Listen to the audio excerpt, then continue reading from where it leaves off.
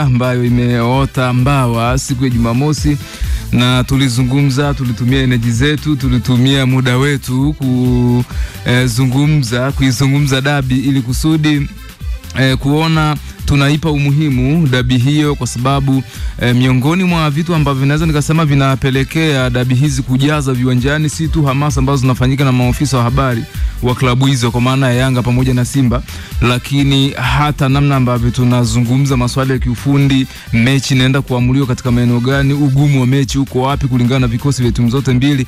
Hii tu pekee inaweza ikatosha msikilizaji aweze kupata ile hamasa ya kwenda kutaka kukiprove kwa macho yake kile ambacho amekuwa akisikiliza kwa muda mrefu, ikiwa ni maandalizi kuelekea dabi yenyewe, lakini haikuweza kufanyika. Na kwa yule ambaye pengine hajapata nafasi ya kutambua na kufahamu ni sababu zipi pengine ambazo zilipelekea dabi kutokufanyika, kwa mujibu, kwa sababu sasa hivi hatuzungumzi nadharia, tunazungumza maandiko, machapisho. Kwa mujibu wa klabu ya Simba, wao wanasema walizuiliwa kuingia uwanjani siku ya kikanuni, kwa maana ya siku moja kabla ya mchezo ambao ni muda wa kikanuni. Kanuni inaainisha hivyo, timu mgeni ni lazima akafanya mazoezi ya mwisho katika muda tarajiwa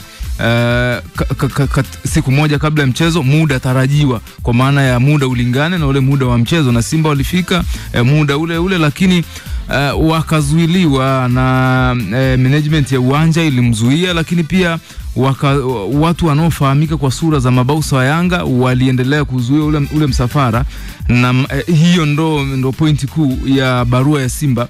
Lakini muda mchache tukaona Young Africans na wao wametoa barua yao, lakini kabla Yanga hajatoa barua, Simba kwenye huo mtiririko waliandikia bodi ya ligi pia taarifa hiyo ya malalamiko kutaka wapatiwe ufumbuzi. Kabla bodi ya ligi pengine walikuwa hata hawajaisoma katika barua hiyo mtiririko wake, wakagomea mchezo hapo kwenye hiyo barua. Manake licha ya kuwa Simba waliandikia bodi ya ligi barua kwa ajili ya kutaka pengine ufafanuzi zaidi ama haki ifuatwe, lakini wao wenyewe bila kujali majibu yatakuwaje bodi ya ligi, je, Yanga ataadhibiwa ama hataadhibiwa, wao Simba tayari walikuwa na majibu mengine ambao ni ya kugomea mchezo, kutokucheza mchezo. Lakini muda mchache tukatazama andiko la Yanga pia, ambao Yanga wao wanasema taratibu zote za mchezo zimekushafuatwa na hakuna sababu yoyote inayopelekea mchezo kuahirishwa. Kwa hivyo mchezo namba 148 kama nakumbuka vizuri upo pale kwa mujibu wa barua ya Yanga, ndivyo ambavyo iliandikwa. Lakini siku ya mchezo wenyewe majira saa 8 za mchana, ambao ni siku ya Jumamosi, bodi ya ligi na wao wakatoa tamko lao. Lakini kabla hilo tamko, nafikiri ni mwenyekiti wa bodi alinukuliwa na baadhi, Mzee Mguto alinukuliwa na vyombo vya habari akisema kwamba mchezo uko pale, na huyu ndiye mwenyekiti wa bodi. Lakini kufika majira saa 8 za mchana, kupitia ukurasa rasmi wa bodi ya ligi kuu soka Tanzania bara, wanaahirisha mchezo wa dabi ya Kariakoo, Yanga dhidi ya Simba, na miongoni mwa vitu ambavyo waliviainisha vilivyopelekea mchezo kuahirishwa, katika maandiko hayo ipo sehemu ambayo walizungumza Simba walizuiliwa kwa sababu hawakutoa taarifa. Yani Simba wakati wanakwenda pale uwanjani hawakutoa taarifa kwa mamlaka ya uwanja, hawakutoa taarifa kwa makamishina, lakini pia hata wenyeji wao ambao ni Yanga taarifa. Mpaka hili andiko linaandikwa kwamba hawakutoa taarifa, ni matumaini yangu kwamba ni tukio ambalo lipo kikanuni, ingawa kuna kanuni kabisa inatambulisha kwamba siku moja kabla ya mchezo ni siku ya kikanuni ya timu mgeni kwenda kufanya mazoezi katika uwanja husika katika muda tarajiwa. Lakini licha ya kuwa kila mtu anatambua ni lazima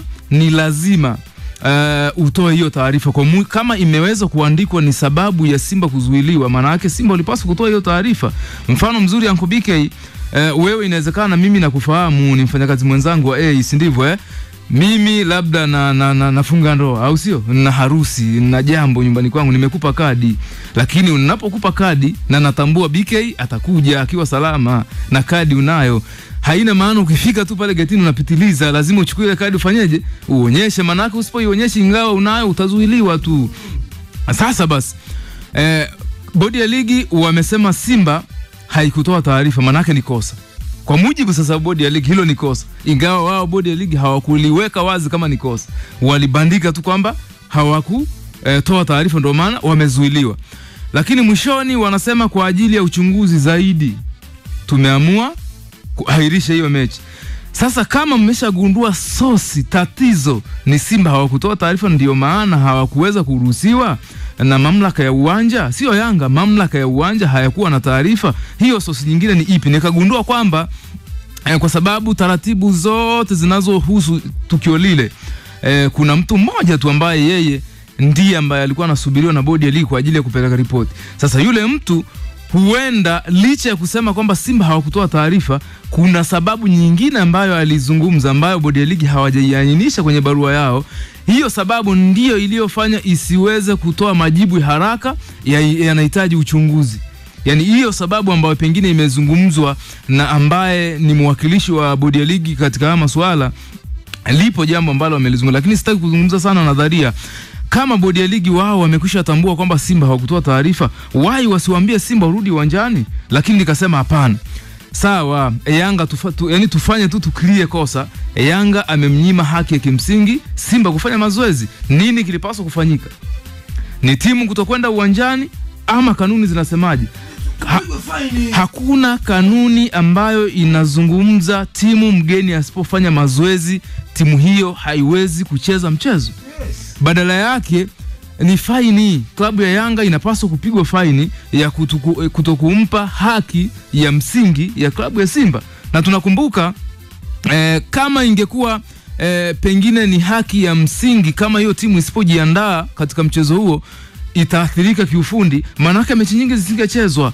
Na kama nakumbuka vizuri, Benjamin Mkapa ilikuwa bize, Yanga alikuwa anacheza mchezo wa kimataifa ligi ya mabingwa barani Afrika, lakini kesho yake Simba anacheza kombe la shirikisho barani Afrika katika uwanja huo wa Benjamin Mkapa, na muda ambao Simba na wale di Agosto wanatakiwa kufanya hayo mazoezi katika hilo dimba la Benjamin Mkapa, Yanga ndio muda ambao alikuwa anacheza. Kwa timu mgeni pamoja na Simba hawakupata hiyo nafasi, lakini mchezo ulichezwa. Kwa maana yake nini?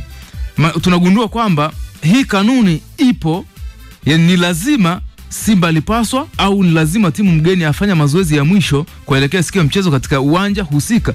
Lakini ni lazima kwa timu mgeni tu, asipokuja haadhibiwi. Maana yake ni kama ile kanuni ya BK, ni kama ile kanuni mgeni anapokuja unatakiwa umpe gari. Kwani si wanakuja kwa kina Ahali wanakataa gari ambao Simba kapeleka?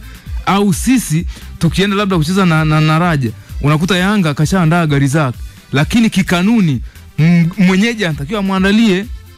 Lakini ukishaandaliwa haina maana usipotumia unapigwa faini. Manake hiyo kanuni ipo tu kwa ajili ya mgeni. Manake mgeni asipokwenda haadhibiwi, lakini mwenyeji asipofanya anafanyaje? Anaadhibiwa. Manake hiyo kanuni ilikuwa ni haki ya msingi kabisa kwa klabu ya Simba. Lakini kitendo cha Simba kugomea mchezo kinyume na kanuni, manake kuna shida nyingine. Nilitarajia bodi ya ligi TFF waiambie Simba kwa mamlaka yao, aidha kwa kutumia nguvu ama kwa hiari, Simba waenda kwa mchezo kisha Yanga adhibiwe, lakini sio kuahirisha mchezo. Barua ya Yanga sasa hivi ambayo ilitolewa jana inasema labda nipitie kwa haraka kwa jinsi ambavyo sio kwa haraka, pitia muda unao. You have all the time in the world. Barua ya Yanga inasema kama muda upo nipitia yote nzima. Muda upo. Leo tunazungumzia hilo tu. Yaani leo tunakaa hapo tu. Barua ya Yanga unasema tena mambo ya muda. Barua ya Yanga inasema kamati ya utendaji wa Yanga chini ya Rais Mhandisi Hersi Said imefanya kikao chake cha dharura leo tarehe 9 ambao ni siku ya jana Machi 2025 kwa njia ya mtandao kujadiliana na kukubaliana mambo yafuatayo. Kwanza, uongozi wa Yanga unatoa pole kwa wanachama, mashabiki, wapenzi na wadau wa michezo wa mpira wa miguu waliosafiri kutoka sehemu mbalimbali duniani na kushindwa kushuhudia mechi yetu dhidi ya klabu ya Simba iliyokuwa ifanyike jana tarehe 8 Machi 2025 katika uwanja wa Benjamin Mkapa. Klabu ya Yanga ilifanya maandalizi yote ya mchezo kama ilivyoelekezwa kwenye kanuni, ikiwemo kushiriki kwenye kikao cha maandalizi ya mechi kwenye mabano MCM kilichofanyika tarehe 7 Machi 2025 saa 8 mchana kwenye hotel ya Space jijini Dar es Salaam. Kwenye kikao hicho ambacho kilihudhuriwa na klabu ya Yanga na Simba, wasimamizi wa mchezo ikiwemo mratibu wa mchezo, afisa usalama wa mchezo, mtathmini wa waamuzi, kamishna wa mchezo na watendaji wa bodi ya ligi. Klabu ya Simba haikutoa taarifa ya kutaka kutumia uwanja wa Mkapa siku moja kabla ya mchezo husika kwa ajili ya kufanya mazoezi kama kanuni inavyoruhusu. Katika hali ya kushangaza, usiku wa tarehe 7 Machi 2025 klabu ya Simba iliwasili katika uwanja wa Mkapa ikiwa na magari kadhaa kwa ajili ya kufanya mazoezi, huku wakifahamu hawakuwa wamefuata taratibu za kupata haki yao ya kikanuni kama ilivyoainishwa kwenye taarifa ya bodi ya ligi, ikiwemo kuleta ombi hilo kwenye MCM, kuwasiliana na msimamizi wa mchezo, meneja wa uwanja wa timu mwenyeji ambao ni Yanga. Mamlaka ya uwanja ilikataa kuwaruhusu kuingia ndani ya uwanja. Kwa maana hiyo, kwa mujibu wa mamlaka ya uwanja, si Yanga ambayo iliwazuia, ingawa kuna mabausa wa Yanga. Kwa mujibu wa ripoti ya Simba inasema mamlaka ya uwanja ilikataa kuwaruhusu kuingia ndani ya uwanja kwa sababu hakukuwa na taarifa wala maandalizi yoyote yaliyofanywa kwa ajili yao. Na baada ya kuwepo kwa sintofahamu hiyo, klabu ya Simba iliamua kuondoka uwanjani hapo. Usiku wa kuamkia siku ya mchezo tarehe 8 Machi 2025, klabu ya Simba ilitoa tamko rasmi la kugomea mchezo huo kwa kigezo cha kutokupata nafasi ya kufanya mazoezi kwenye uwanja wa mechi, huku wakielewa dhahiri kwamba hawakuwa wamefuata taratibu. Inaendelea. Huku kukiwa na taharuki kwa wapenzi wengi wa soka kuhusu uwepo wa mchezo huo. Baada ya tamko hilo la klabu ya Simba, asubuhi tarehe 8 Machi 2025, mwenyekiti wa bodi ya ligi kuu Steven Mguto alinukuliwa na vyombo vya habari akiwatoa wasiwasi na kuwahakikishia mashabiki waende uwanjani. Ndio, waende uwanjani. Tunarudi kumalizia.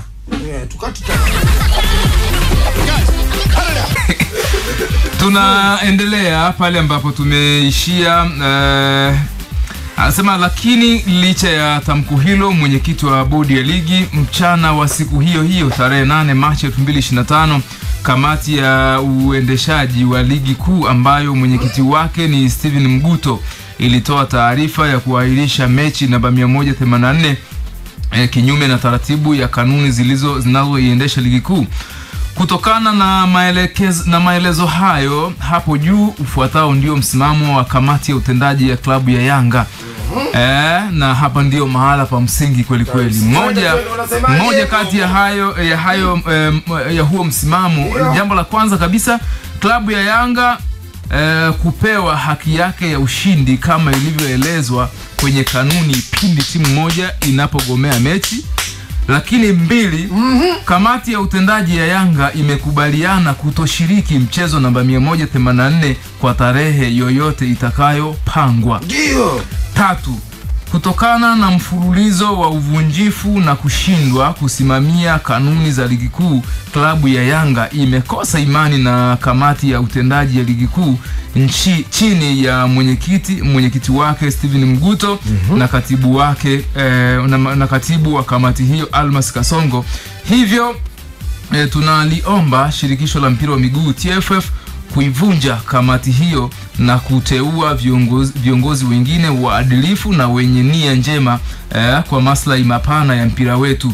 Mwisho, lakini sio kwa umuhimu, tunawaomba wanachama, wapenzi na washabiki wa Yanga wote duniani kuendelea kuwa watulivu wakati uongozi ukiendelea na taratibu za kuhakikisha kuwa sheria na taratibu za uendeshaji wa mpira wa miguu na harakati za kudai haki yetu zinaendelea. Imetolewa na kamati ya utendaji Young African Sports Club tarehe 9 mwezi wa 3 mwaka 2024. Mambo time yetu imetuishia. Na kuna taarifa hapa umepenyezewa hapo. Unaambia kuna taarifa umepenyezewa kutoka TFF. Au inatoka wapi? Tanzania Football Federation ni taarifa kutoka shirikisho la mpira wa miguu nchini Tanzania ambayo inasema shirikisho la mpira wa miguu TFF anasema limefungia viwanja vya Jamhuri Dodoma, CCM Kirumba Mwanza na Liti Singida kutumika kwa michezo ya ligi kuu kwa kukosa vigezo vya kikanuni ya sheria za mpira wa miguu. Miundombinu ya viwanja hivyo haikidhi matakwa ya kanuni kama ilivyoainishwa kwenye mashauri ya kanuni za leseni ya klabu. Kufuatia uamuzi huo, timu zinazotumia viwanja hivyo kwa mechi zao za nyumbani zitalazimika kutumia viwanja vingine kama kanuni inavyoelekeza mpaka viwanja hivi vitakavyofunguliwa baada ya hapo kucheje kama kama TFF inawakumbusha klabu zote kuendelea. Tatizo mshajua hapo momo.